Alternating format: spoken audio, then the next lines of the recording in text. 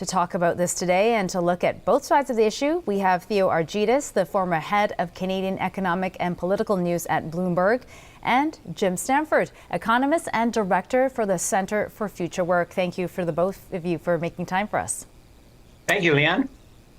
So, Jim, first of all, I'm going to come to you. What's your argument that the interest rate is being raised too quickly? Too high and too quickly, both. We've seen in the last 16 months, 10 interest rate increases now from the Bank of Canada.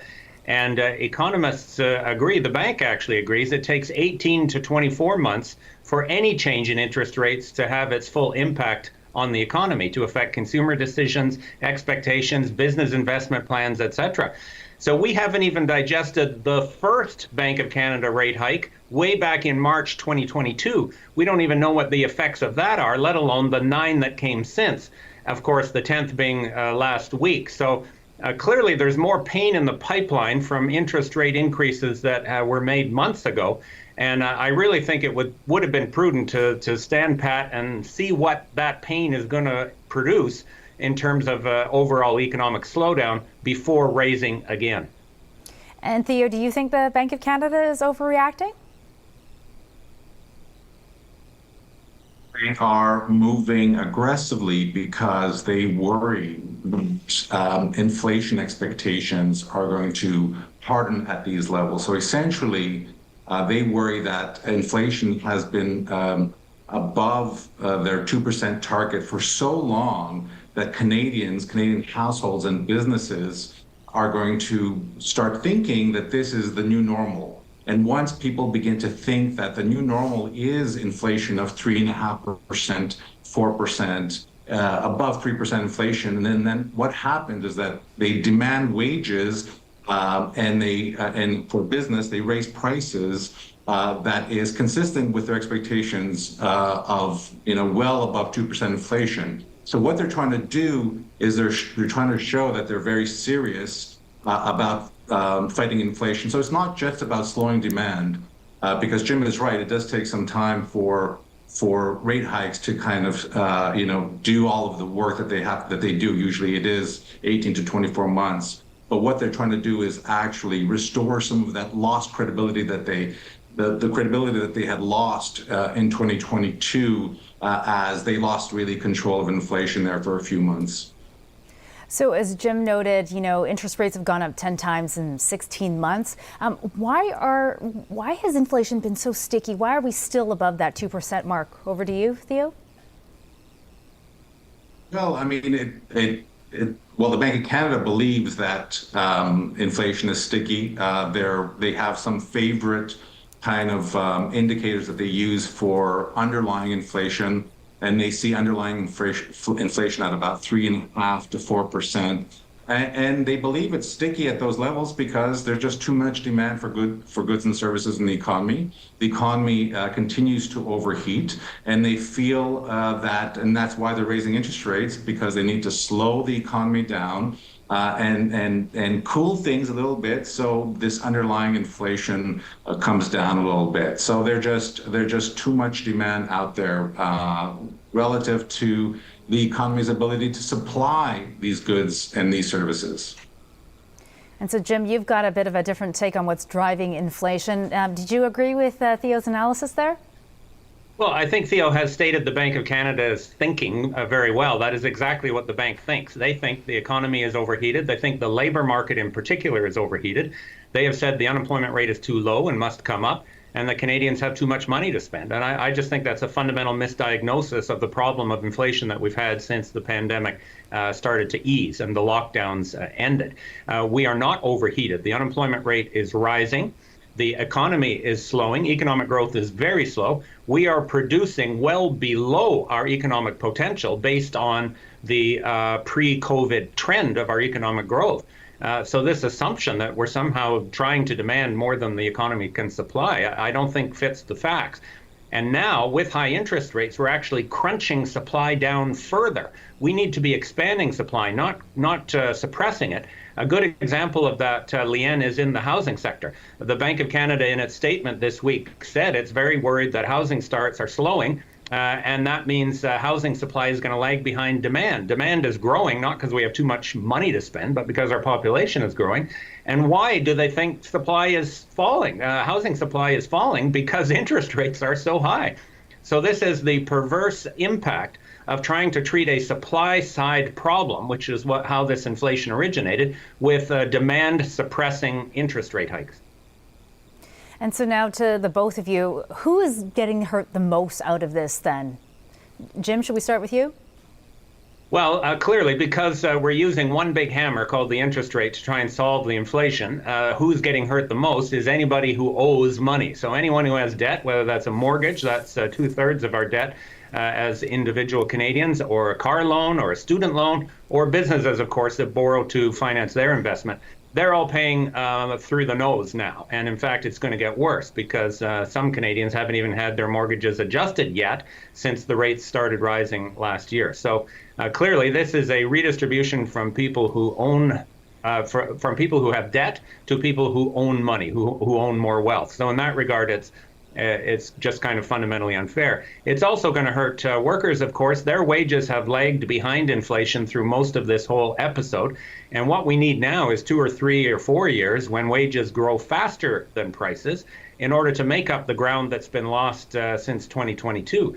But the Bank of Canada seems determined to prevent that, which means workers would have a permanent cut in their real standard of living. I don't think most workers are going to put up with that. And so, Theo, I want to come to you. Going to get your thoughts on that. Who do you think is getting most hurt based on what's happened with the economy right now? I mean, essentially, we're seeing a massive redistribution of wealth from young to old and from debtors to savers. So young families are probably the most hurt by this. But where I would disagree with Jim is, I mean, I do think this is a demand problem, and the Bank of Canada is trying to balance the economy, balance demand and supply.